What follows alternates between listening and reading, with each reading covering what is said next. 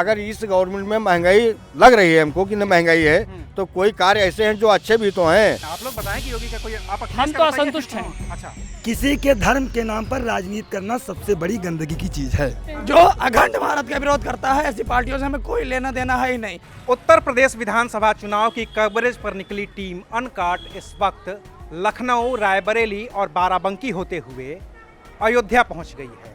और जैसे ही अयोध्या का जिक्र आता है तो भगवान श्री राम का जिक्र आता है, और भगवान श्री राम का जिक्र आता है तो रामचरितमानस का जिक्र आता है। और रामचरितमानस में गोस्वामी तुलसीदास लिखते हैं कि राम जन्म के हेतु अनेका, परम विचित्र एक ते एका। राम जन्म के अनेकों उद्देश्य हैं, एक से एक उद्देश्य हैं, लेकिन जब आप अयोध्या में पहुंचते हैं तो उसके दो उद्देश्य नजर आते हैं। पहला धर्म और दूसरा राजनीति। धर्म और राजनीति के कॉकटेल ने अयोध्या को कितना बदला है। अयोध्या में सुप्रीम कोर्ट का फैसला आने के बाद राम मंदिर का जो शिलान्यास हुआ है, उसके बाद अयोध्या कितनी बदली है, और अयोध्या के लोगों की इस विधानसभा चुनाव को लेकर के राय क्या है, ये हम आज समझने की, जानने की कोशिश करेंगे।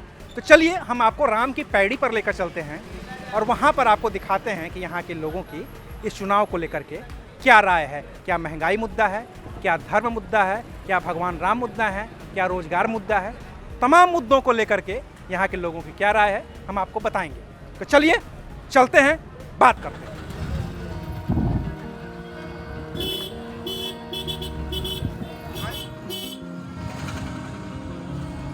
तो इस वक्त हम मौजूद हैं अयोध्या में, और अयोध्या में अगर स्पेसिफिक मैं बताऊं आपको तो मैं इस समय मौजूद हूं राम की पैड़ी पर, और आपको स्क्रीन पर एक चाय की दुकान नज़र आ रही होगी।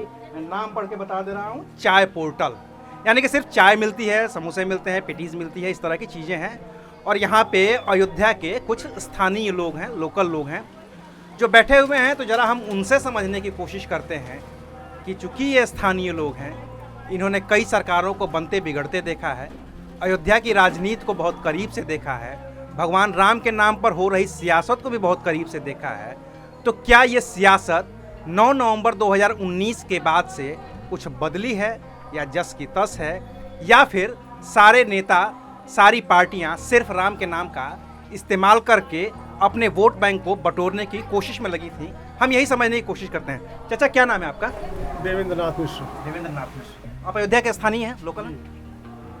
क्या लगता है, जो मैंने कहा कि जैसे राम के नाम का इस्तेमाल तो सबने किया, मुझे लगता है कि 1949 में यहाँ से मूर्ति रखने से लेकर के 89 में ताला खुलने से लेकर के बाबरी मस्जिद और फिर राम जन्मभूमि का शिलान्यास, कितनी बदली अयोध्या। सरकारें तो बहुत से आई, लेकिन योगी जी ने ही अयोध्या को ठीक से देखा है, और जब से वो आए हैं तो सारा डेवलपमेंट उन्होंने ही किया है। क्योंकि राम की पैड़ी की पहले कैसी हालत थी और अब किस तरह है, ये आप भी देख रहे हैं। हाँ, 2014 में आया था तो काई तो जमी थी, ये तो मैं एकदम मानता अब हूँ। उन्होंने उसमें लग के जिस तरह इन्होंने किया कि कम से कम बाहर से लोग आएंगे तो कम से कम देखेंगे तो अयोध्या साफ़ सुथरी है, यहाँ का डेवलपमेंट हो रहा। नहीं कोई अयोध्या भगवान के नाम पे जाते थे, लेकिन फिर अयोध्या की तरफ कोई देखता नहीं था। जीतने के बाद सत्ता पाते भूल जाते थे। अच्छा, एक चीज़ मैं, चूँकि आप जितने लोग बैठे हैं उनमें सबसे थोड़ी ज़्यादा उम्र के दिख रहे हैं, मैं एक चीज़ समझने की कोशिश कर रहा हूँ कि कोर्ट केस तो चल रहा था भगवान राम के मंदिर के नाम पे। तो चलिए, वहाँ पे तो सुप्रीम कोर्ट की निगरानी में सारा देख रेख हो रहा था, उस पर कुछ काम नहीं हो सकता था। बाकी चीज़ें उपेक्षित क्यों रह गई थी? ना ढंग की सड़क, ना ढंग का एक होटल, ना ट्रांसपोर्ट का कोई साधन, बस भी खटारा इतनी धुआं उड़ाती हुई। क्या लगता है आपको, इसके पीछे जिम्मेदार कौन रहा होगा? क्योंकि राम का मंदिर चलिए ठीक है, सुप्रीम कोर्ट ने कहा, उसके अलावा तो चीज़ें थी ना। अब इसके पीछे सरकार ही रही, ध्यान उसी को देना चाहिए था। यहाँ से जीतने के बाद इधर कोई मुड़ के देखता नहीं था।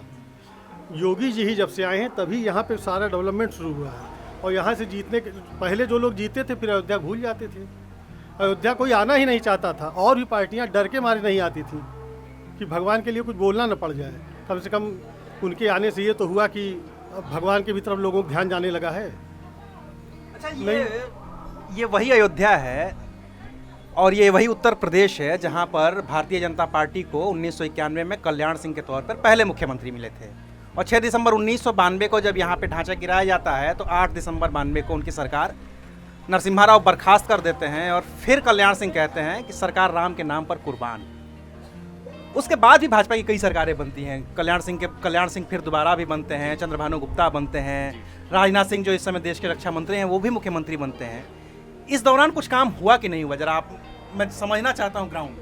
नहीं, उस समय भी कुछ काम तो हुए ही थे। जैसे आधार से कोई भी चीज़ जब बनना होता है तो उसके सबसे पहले आधार न्यू भरी जाती है, आधार रखा जाता है, स्तंभ रखा जाता है। तो ये सब कार्य अटल जी के समय में और उसके बाद फिर राजनाथ जी के, कल्याण जी के समय पे ये सब कार्य शुरुआत हो गई थी। लेकिन उसको सतत विकास देने के लिए, और जिस प्रकार से ये योगी जी की सरकार यूपी में आई हुई है और हम लोग देख रहे हैं, मतलब हम लोग यहाँ के स्थानीय निवासी हैं और मैं देख रहा हूँ कि काफ़ी विकास हो रहा है। और आने वाले समय में अगर इसी तरह से निरंतर का चलता रहा तो और भी बहुत से विकास देखने को मिलेंगे, जो हर तरह से, हर प्रकार के व्यक्ति के लिए लाभप्रद होगा। ऐसा नहीं है कि किसी एक समुदाय या किसी एक जात या किसी एक धर्म के लिए होगा, ये सब के लिए होगा। ये सरकार ठीक है और आने वाले समय में भी बहुत अच्छा कार्य करेगी। अच्छा, आप कह रहे हैं कि अयोध्या का विकास तो हो रहा है, योगी जी की सरकार है, भारतीय जनता पार्टी की सरकार है। क्या आप लोग स्थानीय निवासी हैं, क्या महंगाई जैसा कोई मुद्दा नहीं है क्या यहाँ पे, जो भारतीय जनता पार्टी की सरकार में जो लोग कह रहे हैं, मतलब अंडर करंट एक की महंगाई मुद्दा है, रोजगार मुद्दा है, आपके घरों के बच्चे पढ़ते होंगे, तो क्या ये मुद्दा है कि नहीं है चुनाव का? सर देखिए, जैसे आप हैं यहाँ पर, आप मौजूद हैं, आपने भी बहुत से लोगों से आप मिले होंगे। ये मुद्दा है और ये हमेशा रहेगा। कोई भी सरकार आएगी, इस मुद्दे से जूझना ही उसको पड़ेगा, क्योंकि जिस हिसाब से हमारे यहाँ जनसंख्या का निरंतर बढ़ोतरी होती चली जा रही है, लोगों को जागरूक किया जा रहा है, लेकिन उसके बाद भी जागरूकता हो रही है, लेकिन उस पैमाने पे या उस अनुपात पे नहीं हो रही जिस हिसाब से होना चाहिए। तो विकास के साथ साथ सर ये जो आपने बताया रोजगार का और महंगाई का है, इस पर भी आगे सरकार कार्य करेगी और हो रहा है, ऐसा नहीं है सर। लेकिन थोड़ा सा सर बस इसमें एक समझदारी की जरूरत है, जो अब जनता समझ रही है और आगे करेगी। अच्छा, इन्होंने जनसंख्या की बात की कि जो बेरोजगारी जो सबसे बड़ा मुद्दा हो रहा है वो जनसंख्या की बात है। आपको संजय गांधी याद है क्या? आपको मतलब इतना तो उम्र हो ही गई होगी, आपको संजय गांधी याद हो गए, उनका नसबंदी कार्यक्रम भी आपको याद होगा। इमरजेंसी के दौरान उन्होंने चलाया था और फिर बहुत सारे कंट्रोवर्सीज हुई थी, हार भी गए थे वो अमेठी से चुनाव। क्यों लगता है कि उस समय वो मुद्दा फेल हो गया, या उस समय उनका जो कार्यक्रम जो लागू किया था वो फेल हो गया, और अब उसको लागू करके, 2 बच्चों की नीति को लागू करके या जनसंख्या नियंत्रण की नीति को लागू करके पॉपुलेशन को कंट्रोल करना चाहिए? जनता को पहले जागरूकता करना चाहिए, उसके लिए उनको जनता को जगाना चाहिए था, उसके बारे में बताना चाहिए था कि नसबंदी से क्या लाभ है, अगर कम परिवार रहेगा तो उससे आपका विकास ज़्यादा होगा। उस बारे में उनको जो है प्रचार प्रसार करना चाहिए था। उन्होंने एक बार हिटलर शाही के तरीके नियम लागू कर दिया और सबको, जो लोग नहीं करा रहे थे सब लोग कर रहे थे, उनके ऊपर प्रताड़ित भी ज़बरदस्ती करते रहे, इसीलिए वो खिलाफ गया। आज देखिए कि योगी जी की सरकार है, कई योजनाएँ हैं और सब योजनाओं का प्रचार प्रसार होता है, जनता को जागरूकता होता है, स्वतः हुआ जो है करती है। आज अयोध्या का विकास हो रहा है। आज अगर अयोध्या का विकास हो जाएगा तो यहाँ के नौजवान जो होंगे, यहाँ के जो पर्यटक आएंगे तो उनका विकास ऑटोमेटिक होगा। वो स्वतः लगे हुए हैं उनके कि अयोध्या का विकास हो। और अभी आपने देखा होगा कि विश्व जो है रिकॉर्ड बना दीप उत्सव में है, और अभिभावक स्वयं अपने बच्चे को लेकर आकर के दीपक जलवा रहे थे। तो एक संस्कार हुआ, खुद आकर के, किसी से कहना नहीं पड़ा, वो स्वयं आकर जलवा रहे थे और गिनीज बुक में रिकॉर्ड बना। वो आज 5 वर्षों से चल रहा है।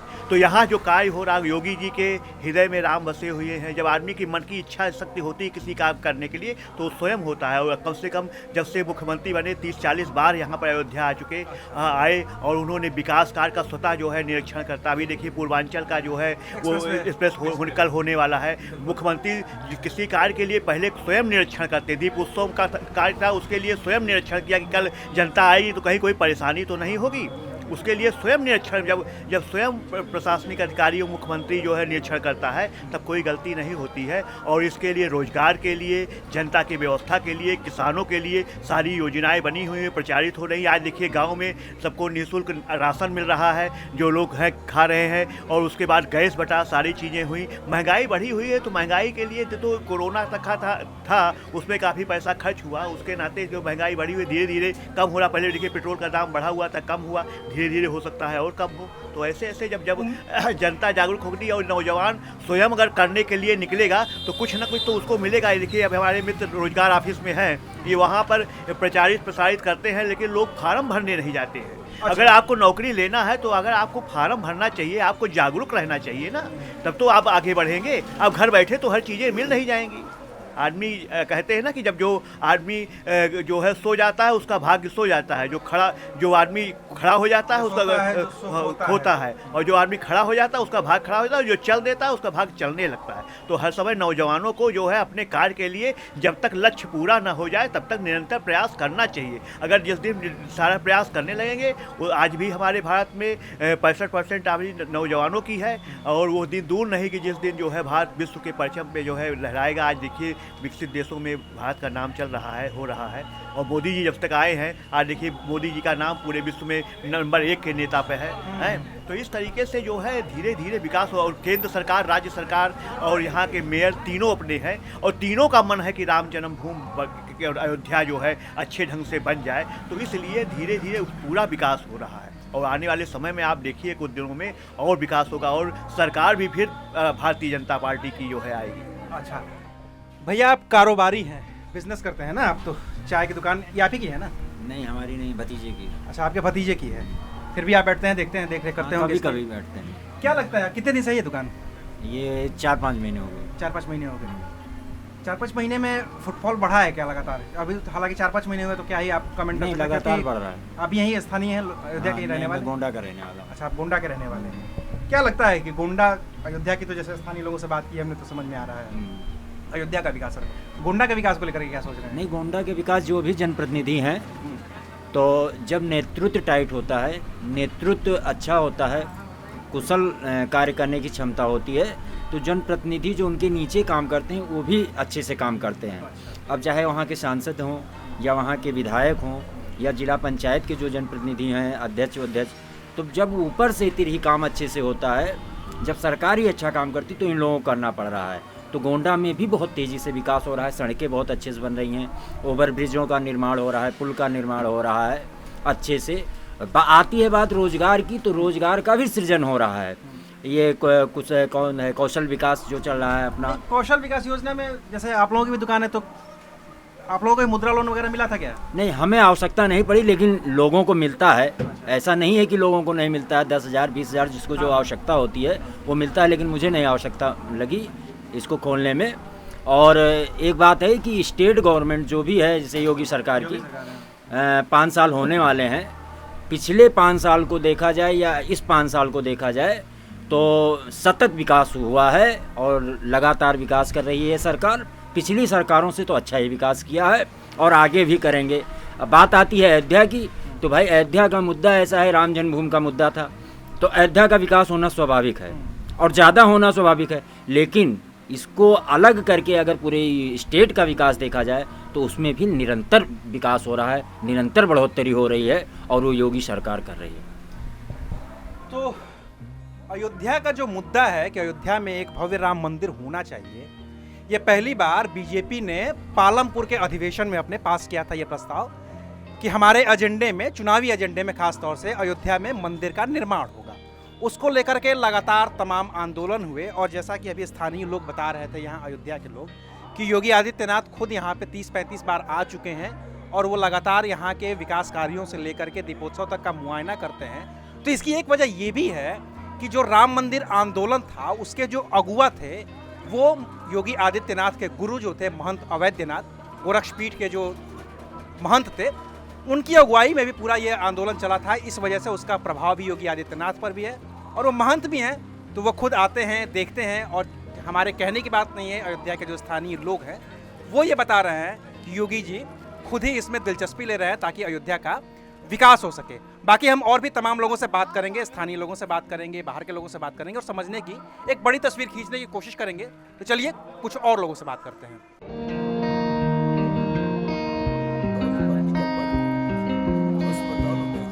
नहीं, देखिए सर, अगर इस गवर्नमेंट में महंगाई लग रही है हमको कि न महंगाई है, तो कोई कार्य ऐसे हैं जो अच्छे भी तो हैं, इसको हम क्यों भूल रहे हैं? महंगाई की अपेक्षा इतने काम अच्छे हैं जिसका कोई हिसाब ही नहीं है।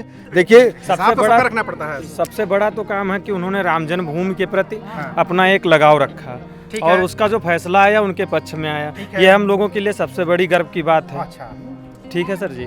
और दूसरी बहुत उनके हैं, जैसे कि आप देख लीजिए, आपको ये लैपटॉप का एक नियम निकाले हैं, बच्चों को लैपटॉप मिलेगा, उससे सबको कई फायदे होंगे। अच्छा, दो चीज समझना चाहता हूँ। जब आप कह रहे हैं कि बच्चों को लैपटॉप मिलेगा, जी जो सपा के समर्थक लोग हैं या खुद अखिलेश यादव हैं, वो खुद कहते हैं कि हम तो बांट चुके हैं, ये तो अभी कह रहे हैं 5 साल बाद मिलेगा, वो तो बांट चुके हैं। एक बार केवल इलेक्शन के टाइम पे। तो योगी जी तो अभी वो भी नहीं बांटे हैं ना? नहीं तो बांटेंगे, वो कर रहे हैं, वो बांटेंगे। उनके कोई भी अभी तक जो भी वक्तव्य हैं एक भी खाली नहीं गए हैं। अब मेरी बात समझिए, जब हम ये वीडियो रिकॉर्ड कर रहे हैं तो 15 तारीख है, 15 नवंबर, 1 महीने के अंदर चुनाव की अधिसूचना जारी हो जानी है, फिर कैसे बांटेंगे वो? सर 1 महीने तो हैं। अच्छा। 1 महीने में 30 दिन होते हैं, 30 दिन उनके लिए काफ़ी हैं। 30 दिन के अंदर बिल्कुल सर, बिल्कुल। हम तो असंतुष्ट हैं योगी सरकार के कार्यकाल से। हाँ। भाई अयोध्या, आप भी अयोध्या आए हैं दर्शन करने, तो कुछ बदला है पहले से कि सब वैसा ही है? बदला क्या है, राम जन्मभूमि बदली है। अच्छा। राम जन्मभूमि का फैसला आया हुआ है, तो वो तो कोर्ट का फैसला वो तो कोर्ट का फैसला किसी भी गवर्नमेंट में आता, उसको तो आना ही था। उसको आना ही था। हाँ, योगी जी ने कुछ नहीं किया, आप कह रहे हैं? किया क्यों नहीं किया है, लेकिन सबसे ज़्यादा किसान तो मारा जा रहा है, महंगाई परेशान किए है। हाँ, चाचा कारण तो इस चीज़ का है। ये देखिए, कह रहे हैं कि महंगाई परेशान किए हुए, क्या सही कर रहे हैं? भाई युवा हैं, 12वीं में पढ़ते हैं, को भी महंगाई परेशान नहीं की हुई, सबको तो परेशान किए बताइए हुए। भाई, महंगाई परेशान कर रही है क्या आप लोगों को? महंगाई परेशान किए हुए? हाँ, हाँ। किस किस चीज़ की महंगाई? अब कुल चीज में तो महंगाई हुआ है। हाँ, आप लोग खेती किसानी करते हैं ना? तब खाद बिया DAP हमसे पूछो, हम बताएं ना। हाँ, बताओ भैया। हाँ हाँ, हम DAP जो 1 कुंटल इस समय धान बेचो आज 1000 रुपये का बिक रहा है। खाद सरकार तो कहती है कि भाई सरकारी खरीद हो रही है 1950। कहाँ सरकारी पहुँचता है, कोई लाभ किस तक पहुँचता है, कहाँ तक पहुँचता है किसके पास? आम जनता के लिए पहुँच कहाँ रहा है? 1000 रुपये के लिए धान बिक रहा है, 1350 की डाई की बोरी है। अब बताओ आप, इससे पहले अखिलेश ने भी लैपटॉप दिया था, ऐसा नहीं कि नहीं दिया था, उन्होंने भी दिया था। तो वो भी हार गए थे। हाँ, तो इनका भी हो सकता है क्या पतन हो जाए। और बाकी जो लगा वो लुगा है वो तो होता रहेगा, चुनाव है, चुनावी मुद्दा चल रहा है, किसकी फीलिंग किसके तरफ है कुछ पता तो है नहीं। ये निश्चित है सर हम इसको लोग कोई टाल नहीं सकता है के यहाँ कोई। सबसे ज्यादा गन्ने की अखिलेश खेती की जाती है। अखिलेश अभी उस स्थिति समय में नहीं पहुंचे हैं कि मेरे अपनी यहाँ सरकार बना ले। सबसे ज्यादा बारी बारी बोलिए, तभी सबकी आवाज आ गन्ने पाएगी की खेती की जाती ना। चलिए है। ठीक है, मान लिया मैंने जब गन्ने- हमारे यहाँ अखिलेश यादव की सरकार थी तो कीमत चाहे जो भी हो, लेकिन जो पेमेंट होता था वो 2-2 साल 3-3 साल बाद होता था। अच्छा। आज का सिस्टम ये है कि 15 दिन के अंदर पेमेंट हो जाता है, यही हम लोगों के लिए गर्व की बात है बस। जी, जब बीजेपी की सरकार थी, ये जब समाजवादी की सरकार थी, उस समय हमारे यहाँ के मतलब जो ये समय सुरेश राणा जी गन्ना मंत्री हैं, ये धरने पे बैठे हुए थे और इन्होंने कहा था कि यदि मेरी गवर्नमेंट होती, किसान का गन्ने का रेट अगर 500 में नहीं होगा तो किसान आत्महत्या कर लेगा। ईश्वर की कृपा से ये जो हैं 17 में इनकी सरकार बन गई। ठीक, फिर ये गन्ना मंत्री सुरेश राणा जी गन्ना मंत्री बन गए, खुद ही बन गए। फिर उन्होंने 5 साल बाद 25 रुपये कुंटल केवल गन्ने का बढ़ाया, ये फारसी, जबकि 500 का सिलेंडर 1000 का हो गया। 100 रुपये का 120 रुपये का तेल 200 का हो गया, लेकिन हमारे गन्ने का रेट आज तक नहीं बढ़ा। लेकिन मोदी जी तो कहते हैं कि 2022 में आप लोगों की आमदनी दोगुनी कर देंगे, तो गन्ना किसान हाँ, तो हम लोग की आज दोगुनी है। कम से कम 10 बीघे गन्ना बोया था, 5 बीघे गन्ना चल गया। लोग तो कहते हैं भाई मोदी जी ने नहीं छोड़ा है, लेकिन हमें तो यही लग रहा है कि मोदी जी ने छोड़ा है। दूसरी समस्या ये है, वो हमको 2,000 रुपये जो देते हैं उसका उन्होंने 500 रुपये महीने, एक सिलेंडर हम 500 का पहले भराते थे, अब 1 महीने में हम 1000 का भराते हैं, तो वो हमसे 3 महीने में 1500 लेते हैं और हमको 2000 देते हैं। अखिलेश यादव जी की सरकार थी, हर महीना 500 मिलता था, तो वो हमको 500 3 महीने पे देते हैं और ये हमको जो है 2000 देते थे। ये है माननीय योगी जी की व्यवस्था। जो भाजपाई है, जो अन्य पार्टियों से अब आज़ाद हुआ है, तो जो पार्टी तो में अभी तो आज़ादी मिली है, जैसे बताया भी भाई साहब ने कि महंगाई बढ़ रही है, तो मैं यदि अगर दूसरी पार्टी होती तो जितने मतलब लोग कोरोना से बचे हैं सब मर जाते इसी में। महंगाई कहाँ थी, वो इतना मतलब रोकथाम की है, टीका हर चीज़ की है, एक टीका निःशुल्क लगवाया है। जब 2-2 हज़ार का टीका लगवाता तब पता चलता महंगाई कहाँ थी। जो इन्होंने रिकवर किया है कोरोना को, ये किसी देश ने नहीं किया है। अब मैं एक आंकड़ा बताता हूँ आपको। जी जी, भारत में 100 करोड़ टीकाकरण हो चुके हैं, टीकाकरण हो चुका है, उसका बहुत जश्न भी मनाया गया, ठीक है जी। और ये कहा गया कि भारत दुनिया का दूसरा ऐसा देश है जहाँ पे 100 करोड़ टीका हुआ, इसका बहुत जश्न मनाया गया। लेकिन ये तो नहीं बताया गया ना कि भारत दूसरा ही ऐसा देश है जहाँ 100 करोड़ से ज्यादा की आबादी है, इसके अलावा तो किसी की आबादी है ही नहीं, चाइना की है।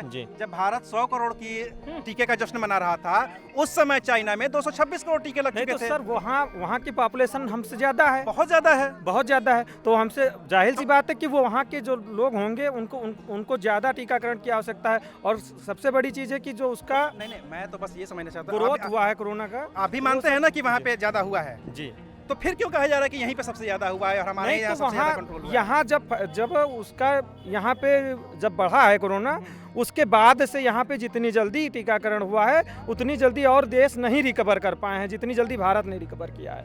क्या कह रहे थे ये बता रहे हैं ठीक है बात, जो भी हमारे देश का सर्वोपरि होगा वो मेरे जनता के लिए उसको तो करना ही पड़ेगा। जैसे कांग्रेस की सरकार थी, देश आज़ाद हुआ उसके बाद से आज तक कांग्रेस ही रहा, तब तो ये अखंड भारत नहीं खत्म हुआ, तब भी तो ये देश वही था। यहाँ के प्रधानमंत्री बहुत दिन तक कांग्रेस रहे हैं भाई। नहीं एक मिनट देखिए जो मंदिर का मुद्दा है, तो जब इससे पहले इनकी सरकार बनी थी 2014 में, मोदी जी ने क्यों नहीं मंदिर बनवा दिया? तब भी उनकी पूर्ण बहुमत में सरकार थी, क्योंकि कोर्ट का फैसला सर्वोपरि था। ठीक, जब हमारे नहीं एक मिनट जब कोर्ट ने फैसला किया तब जो है मंदिर बनी। देखिए ये जो है मामला कोर्ट का है, ठीक, कोर्ट से बाहर चाहे वो पीएम हो चाहे वो सीएम हो, कोर्ट से बाहर कोई नहीं जाएगा। देखिए जब जो है कोर्ट ने फैसला लिया, जब कोर्ट ने फैसला दिया मंदिर बनी। ये किसी की भी सरकार होती, यदि कोर्ट ने फैसला दिया होता, मैं भी अयोध्या में आया हूँ, मैं भी परिक्रमा करने हूँ, जी मैं भी हिंदू समाज से हूँ, मैं भी श्री रामचंद्र जी में मैं भक्त हूँ और हर साल आता हूँ, मुझे भी भक्ति है। लेकिन किसी के धर्म के नाम पर राजनीति करना सबसे बड़ी गंदगी की चीज है। धर्म के राह पे नहीं एक मिनट रुकिए, आप भी कहिएगा, ये नहीं है। एक मिनट, दूसरी चीज रही बात, लोग हिंदुत्व की आज बात करते हैं। इससे पहले 2012 के चुनाव में बीजेपी की कितनी सीटें थी? तब क्या हिंदुत्व नहीं था? क्या देश नहीं चल रहा था? एक मिनट, जैसे 112, एक चीज सुनिए मानिए जी, अखिलेश यादव जी सबसे ज्यादा पढ़े लिखे शिक्षित सीएम हैं, सबसे उन्होंने डायल 112 चलाया। हर गरीब के दरवाजे पे जब कोई गरीब आदमी किसी थाने में जाता था 500 रुपये एक सिपाही या दरोगा को देता था, तब उसके घर सिपाही पहुंचता था। लेकिन माननीय अखिलेश यादव जी ने जब उनकी सरकार बनी उन्होंने 100 नंबर चलाया। हर घर से आदमी फोन करता था, डायरेक्ट उसके घर गाड़ी पहुंचती थी। एक गरीब आदमी जब किसी बड़े आदमी के यहाँ, अच्छा रुकिए आप बोलिए जरा, हाँ क्या कह रहे हैं? फोन उठाते थे 100 नंबर वाले, ये बताओ कितना फोन करते थे? किसी चीज़ का जवाब दिए वो? और मोदी ने चलो ठीक है राम मंदिर का वो कर दिया, तो क्या अखिलेश यादव ने क्या पैसा दे थे कि मोदी ने पैसा दे दिया है कोर्ट वाले को? सर ये बताइए, जब योगी आदित्यनाथ जी की सरकार है और स्वच्छ सरकार है, तब आपको पैसा देने की क्या जरूरत है? आप टोल फ्री नंबर पे मिलाइए, उनकी शिकायत करिए, क्यों पैसा दें? आज जब आप भ्रष्ट होंगे तभी तो भ्रष्ट कर सकते हैं। बारी बारी सुनते हैं, सबकी बात सुनते हैं। हाँ बताइए ना सर, मैं एक बात बता दे रहा हूँ, राम हमारे मॉडल हैं। ठीक है सर, जो योगी की गवर्नमेंट बनी थी वो हिंदुत्व के आधार पे बनी थी सर। क्या इससे पहले जब अखिलेश यादव थे, क्या अयोध्या का मॉडल यही था सर? नहीं था। जो सरयू घाट है वहाँ पे सर केवल लेटरिन पड़ी मिलती थी, वहाँ लोग खड़े नहीं हो पाते थे। आज सरयू माँ की आरती हो रही है, इससे गर्व की बात क्या होनी चाहिए मेरे लिए, आप बताइए। अच्छा, एक ये तो हो गया मंदिर का मुद्दा, ठीक है। आप सब युवा हैं और सबकी उम्र करीब करीब 30 से नीचे ही होगी। एक आध लोग कहीं पीछे खड़े हों 30 के ज्यादा उम्र के लोग, बाकी सब इंटर ग्रेजुएशन पोस्ट ग्रेजुएशन के लोग ही हैं। आप लोगों के लिए राम बड़ा मुद्दा है, मंदिर बड़ा मुद्दा है कि रोजगार बड़ा मुद्दा है? हिंदुत्व बड़ा मुद्दा है। हिंदुत्व बड़ा मुद्दा है, रोजगार बड़ा मुद्दा है सर। हिंदुत्व बड़ा मुद्दा है, रोजगार बड़ा मुद्दा है सर। अपनी सर सेपरेट, अब हम अपने आप को जहाँ पे सेपरेट महसूस कर सकें वो सबसे बड़ी मुद्दा है। हम इसमें सेपरेट हैं बस। नाम क्या है? विजय शर्मा नाम है मेरा। रोजगार भी बड़ा मुद्दा है, लेकिन रोजगार इस समय ऐसा मिल रहा है जिसको कैजुअलिटी है जिसके में लेने में, जिसको रोजगार मतलब जिसके में क्षमता है कि हम ले लेंगे उसको मिल रहा है रोजगार। ऐसी बात नहीं कि रोजगार नहीं मिलता, रोजगार सबको मिलता है। नहीं मैं एक चीज मैं आपसे फ्रेश इससे पहले कौन सी बड़ी भर्ती की है, मैं ये बता रहा हूँ। टीचर की भर्ती हुई है सर। पीजीटी क्या समर्थक जवाब देंगे कि 69,000 शिक्षक की भर्ती किसकी है, बताएंगे? नहीं पता है तो अखिलेश यादव सरकार की है। अखिलेश यादव सरकार में निकली थी ना नियुक्तियां, कोर्ट ने रोक लगा दिया। कोर्ट ने रोक लगाई थी। कोर्ट ने रोक लगा दिया। ये हमारी सरकार की देन है, लेकिन कोर्ट ने रोक लगवा दिया था। बारी हाँ फाइनल कार्रवाई उन्होंने निश्चित तौर से की भर्ती हुई सर, इतनी फ्रेश हुई है कि लोग उसका मतलब इतनी फ्रेश हुई है कि उसकी किसी को आशा ही नहीं थी कि इतनी कार्रवाई होगी किसी ने। पारदर्शिता पूर्वक हुई है। टीजीटी पीजीटी की जो भर्तियां हुई हैं अभी, जो जस्ट अभी जल्दी में आई हैं सर। 2022 में 2 महीने बाद आप लोग 3 महीने बाद आप लोग वोट देने जा रहे हैं। आखिरी क्लोजिंग रिमार्क दे दीजिए कि आप लोग जब वोट देने जाएंगे तो आपके दिमाग में क्या होगा? वो तो मुद्दा जी क्या हमारे दिमाग में ये होगा, जिसका विकास अच्छा होगा, जैसे माननीय योगी जी हैं। देखिए मैं किसी नेता की बुराई नहीं करता हूँ, जो मेरे समझ में आएगा मैं उसकी बुराई करूँगा। और 10 लोगों की भीड़ इकट्ठा करने से कोई होता नहीं है। जनता आने में वोट डालती है, वोट पल लेगी। ये आप बताइए सर। नहीं सर, हमारा एक मुद्दा है सर, मेरा एक मुद्दा है सर, मेरा एक मुद्दा है सर, एक वोट की बात कर रहे हैं सर, एक मिनट सर मेरा एक मुद्दा है सर, विकास की तरफ डालूंगा मैं सर, मुझे एक बात का जवाब चाहिए बस, चाहे योगी जी हो या कोई भी हो। अगर 100 नंबर चल रही थी उसको 112 करने की कौन सी जरूरत थी सर? दूसरा मुद्दा सर, एम्बुलेंस जब किसी बड़े आदमी के घर गाड़ी रहती थी और रात को किसी गरीब आदमी के घर डिलीवरी होती थी, जब उसके वो घर जाता था तो वो कहता था ये गरीब आदमी है, इसकी गाड़ी की धुलाई इतना पड़ेगा, सर्विस इतना पड़ेगा। अखिलेश जी की सरकार बनी, 108 चला। आप पता लगा लीजिए किसी ग्रामीण क्षेत्र में जाके, अगर वो फोन मिलाता है तो मेरे समझ से गाड़ी तत्काल पहुंचती है। अब न पहुंचती किसी घर, ये नहीं पता। रही बात रुपए की, आपके पास पैसा हो, किसी को खुशी में आप लाखों लुटा दें। चलिए ठीक है। अब बाकी भैया जो आप कह रहे थे एक वोट वाली बात ना, तो मैं एक चीज अपने दर्शकों को भी बताना चाहता हूं और आप जितने लोग मौजूद हैं कि एक वोट की कीमत क्या होती है। अगर इसको समझना है तो आप राजस्थान के जो विधानसभा के अध्यक्ष है ना, सीपी जोशी, उनसे पूछिएगा कि एक वोट की कीमत क्या होती है। वो चुनाव पिछला एक वोट से हारे थे, ठीक है। तो अब बताइए कि एक वोट की कीमत सर, मैं ये नहीं कह रहा हूँ कि एक वोट की कीमत नहीं है, एक वोट की कीमत है सर, लेकिन मेरे केवल एक अकेले वोट से क्या सरकार हम बना सकते हैं? नहीं बना सकते हैं। बस हमारे जैसे कईयों की संगठन की आवश्यकता है, तो जिसके तरफ ज़्यादा संगठन होगा उसी की सरकार बनेगी सर। बस स्वाभाविक बात है। तो बस सर, तो ठीक है, हम फिलहाल राम की पैड़ी पर हैं, अयोध्या में राम की नगरी है। यहाँ पे तमाम बाहर के लोग आए हुए हैं, श्रद्धालु हैं और सारे के सारे युवा हैं जिनसे हम बात करके समझने की कोशिश कर रहे थे कि 2022 में चुनावी मुद्दा क्या होगा। मेरा नाम है अविनाश और आप देख रहे थे अनकट।